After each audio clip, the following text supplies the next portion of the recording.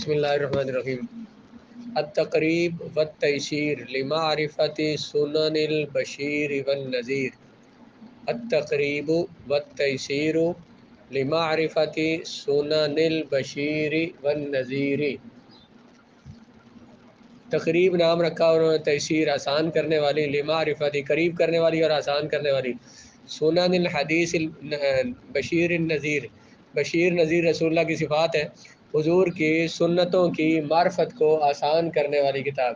نام کیا رکھا؟ تقریب والتیسیر لمعرفت سنن البشیر والنذیر۔ اعراب صحیح پڑھنا ہے جب بھی عربی پڑھیں گے تو۔ اس کتاب کو کے مصنف کا نام محی الدین یحییٰ بن شرف النووی ہے۔ کیا نام ہے ان کا؟ محی الدین،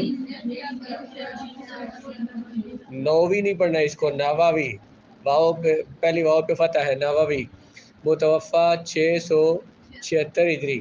یہ کتاب ابن صلاح کی کتاب علوم الحدیث کا اختصار ہے۔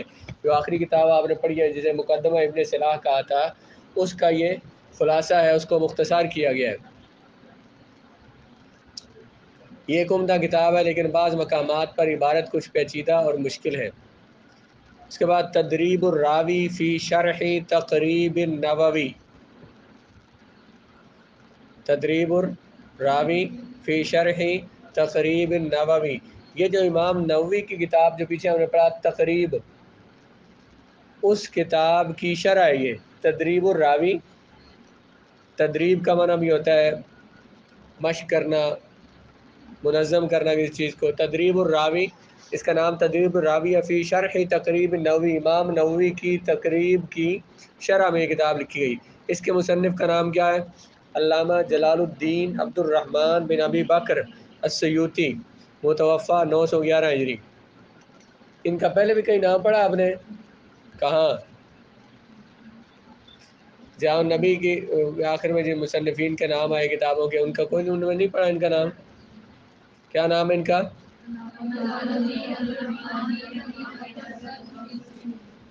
یہ امام نووی کی کتاب التقریب کی شرح ہے، جیسا کہ نام سے ظاہر ہے۔ مصنف نے اس میں بہت سے فوائد مزید بھی، یعنی امام نووی کے علاوہ بھی انہوں نے بھی اس میں بہت ساری چیزیں اور جمع کر دی ہیں۔ نظم الدرر فی علم العصر، فی علم العصر، نظم الدرر فی علم العصر، درر ان کہتے ہیں موتیوں کو، موتیوں کو پرونا، فی علم العصر، علم حدیث کے بیان میں، علم حدیث کے بیان میں موتی پرونا۔ نام انہوں نے ایسے رکھے ہیں کہ نام سے ہی جو سمجھنے والا ہوگا تو وہ نام سے ہی سمجھے گا کہ بندے نے عالی شان کام کیا ہے۔ اس کو تصنیف کرنے والے مصنف کا نام زین الدین عبد الرحیم بن حسین عراقی ہے، متوفی 806 ہجری ہے۔ یہ الفیہ عراقی کے نام سے مشہور ہے۔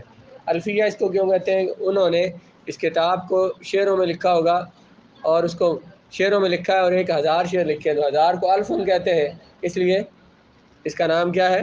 الفیۃ العراقی، جس میں انہوں نے ابن صلاح کی علوم الحدیث کو اشعار میں سمویا ہے۔ یہ جو علوم الحدیث جو پیچھے گزری ہے مقدمہ ابن صلاح، جو اس کو انہوں نے شعروں میں لکھا اس کو، اور کچھ علمی اضافے بھی کیے ہیں۔ یہ مفید اور عمدہ کتاب ہے، اس کی کئی شروحات ہیں، اور اس میں سے 2 شرح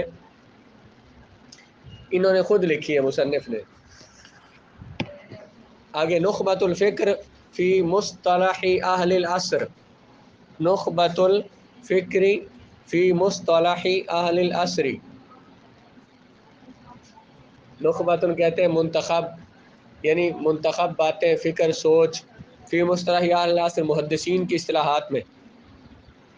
اس کتاب کے مصنف حافظ ابن حجر عسقلانی، متوفی 852 ہجری ہے۔